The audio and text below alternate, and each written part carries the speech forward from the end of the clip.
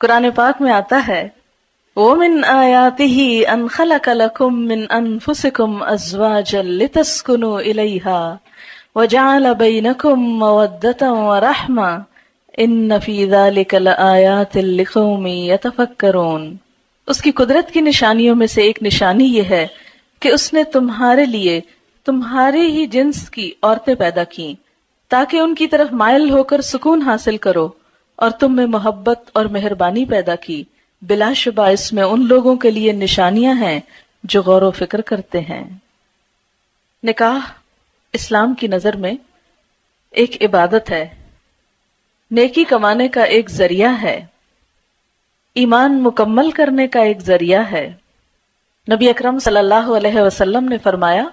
بندہ جب نکاح کر لیتا ہے تو اس کا آدھا دین مکمل ہو جاتا ہے۔ اب باقی ماندہ آدھے دین کے بارے میں اسے اللہ سے ڈرتے رہنا چاہیے۔ نبی صلی اللہ علیہ وسلم نے فرمایا دنیا ایک متاع ہے، فائدے کی چیز ہے، پونجی ہے، اور دنیا کی سب سے بہترین متاع نیک بیوی ہے، یعنی دنیا کی سب سے بہترین چیز نیک بیوی۔ ہمارے ہاں عموماً شادیاں جس طریقے پر ہوتی ہیں اس میں وقت کا بھی ضیاع ہوتا ہے، پیسے کا بھی ضیاع ہوتا ہے، اور ایک بھیڑ جمع ہوتی ہے اور بکھر جاتی ہے۔ انجوائمنٹ صرف کپڑے اور کھانے تک رہ گئی ہے، گویا اپنی صرف جسمانی ضروریات کو پورا کرنا اور صرف مٹیریلسٹک اپروچ کی حد تک خوشی کا تصور ہونا اب مسلمانوں میں باقی رہ گیا ہے، جبکہ کوئی خوشی اس وقت تک پوری خوشی ہو نہیں سکتی جب تک انسان کی روح بھی خوش نہ ہو، اور کوئی روح اللہ کے ذکر کے بغیر خوش ہو نہیں سکتی۔ تو اس لیے اس شادی میں اللہ کے ذکر کے ساتھ ساتھ کچھ باتیں بھی نہیں سیکھیں گے انشاءاللہ، یعنی خوشی کا اظہار بھی ہو اور اس کے ساتھ ساتھ اچھی اچھی نصیحتیں بھی ہوں جو دلہن کو اور اس کی بہت سی دوستوں اور سہیلیوں کو بھی کام آئے انشاءاللہ، جو بھی شریک ہونے والے ہیں۔ تو ہم شروع کرتے ہیں آج کے اس پروگرام میں۔ جو اہم حصہ ہے وہ یہ کہ جو لوگ اس تجربے سے گزر چکے ہیں، گزر رہے ہیں، اور انہوں نے اس زندگی میں ایک بہترین کامیابی حاصل کی ہے، یا جن چیزوں سے ان کی ازدواجی زندگی خوشگوار ہوئی ہے، میں چاہوں گی کہ وہ ہمارے ساتھ اس پروگرام میں شریک ہوں اور اپنے ذاتی تجربات کا ذکر کریں تاکہ دوسرے لوگوں کو فائدہ ہو اور ان کی زندگیاں بھی خوشگوار ہو جائیں۔ سب سے پہلے ایک بیٹی کے لیے سب سے زیادہ جو چیز دعاؤں کا اور دوسرے گھر میں مقام بنانے کا سبب بنتی ہے وہ خدمت ہے۔ کوئی لڑکی اپنی اچھی شکل سے، اپنے علم سے، اپنے ہنر سے، اپنی دوسری قابلیت سے سسرال کے ہاں جگہ نہیں بنا سکتی جو خدمت سے بنا سکتی ہے۔ بہت سی بے ہنر لڑکیاں بھی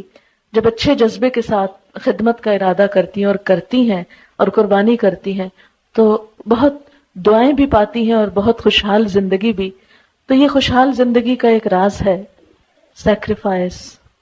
اور لینے کی بجائے دینے پہ نظر رکھنا۔ نبی اکرم صلی اللہ علیہ وسلم نے فرمایا جب تمہارے پاس کوئی ایسا شخص نکاح کا پیغام بھیجے